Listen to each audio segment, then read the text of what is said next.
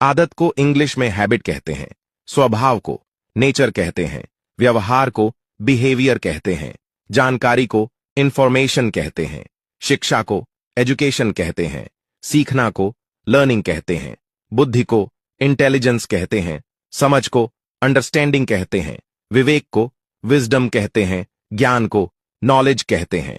आजादी को इंग्लिश में फ्रीडम कहते हैं, विश्वास को इंग्लिश में ट्रस्ट कहते हैं, प्रयास को इंग्लिश में अटेम्प्ट कहते हैं, निर्णय को इंग्लिश में डिसीजन कहते हैं, अनुभव को इंग्लिश में एक्सपीरियंस कहते हैं,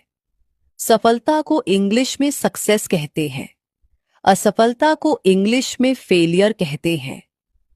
जिम्मेदारी को इंग्लिश में रिस्पॉन्सिबिलिटी कहते हैं, संभावना को इंग्लिश में पॉसिबिलिटी कहते हैं, समाधान को इंग्लिश में क्या बोलेंगे? कमेंट करें। कभी कभी को इंग्लिश में ओकेजनली कहते हैं, लगातार को इंग्लिश में कंटिन्यूअसली कहते हैं, शायद ही कभी को इंग्लिश में रेयरली कहते हैं, हाथों हाथ को इंग्लिश में इंस्टेंटली कहते हैं, धीरे धीरे को इंग्लिश में ग्रेजुअली कहते हैं, शायद को इंग्लिश में प्रोबेबली कहते हैं।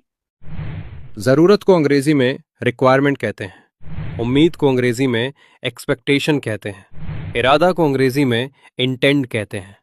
कोशिश को अंग्रेजी में अटेम्प्ट कहते हैं,